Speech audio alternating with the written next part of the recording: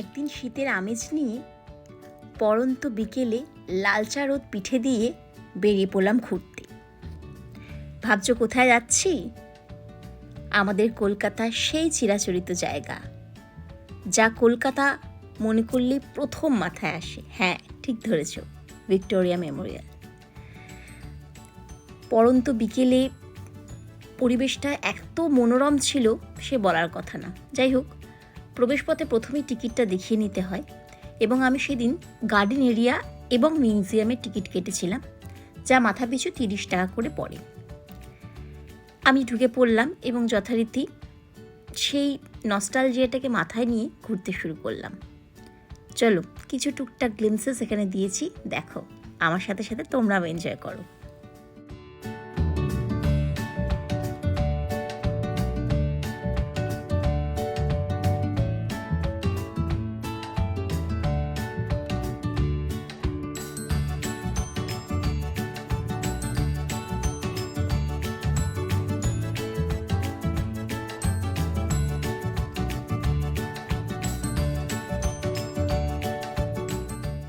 এখন আমি মিউজিয়ামের ভেতর প্রবেশ করছি পুরো গার্ডেন এরিয়াটাকে দেখে। এখানে মিউজিয়াম খোলা থাকে 6টা পর্যন্ত, বিকেল 6টা অবধি, এবং প্রবেশের পথেই তোমাদের যত বিলঙ্গিংস আছে সেইগুলোকে চেকিং করিয়ে প্রবেশ করানো হয়। এবং যথারীতি আমি প্রবেশ করে গেলাম এবং চলো আমার সাথে সাথে তোমরাও দেখো।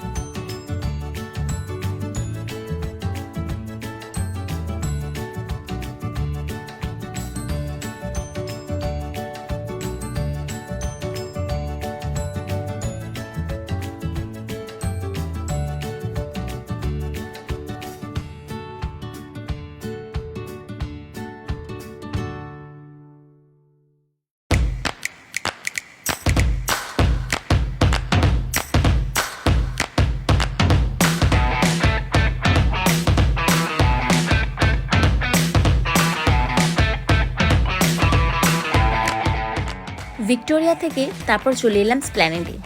যথারীতি স্প্ল্যানেডে একটু ঘুরেই চলে এসেছি হগ মার্কেটের সামনে।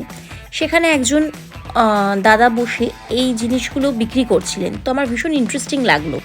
তো এগুলো ছোট ছোট ফ্লাওয়ার, এক একটাতে 5টা করে রয়েছে, এবং এগুলো জলের মধ্যে দিলে কোনো গ্লাস জারে রেখে এগুলো সাইজে বড় হয়ে যায় এবং দেখতে ভীষণ সুন্দর লাগে।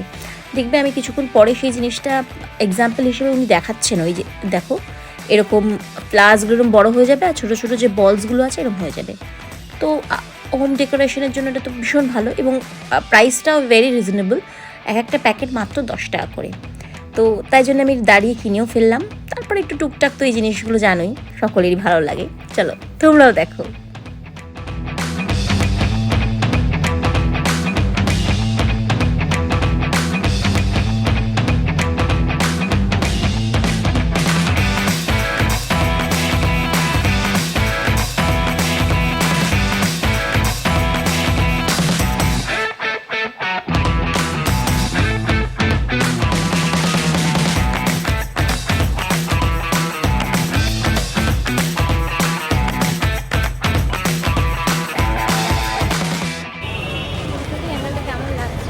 This angle is looking better than the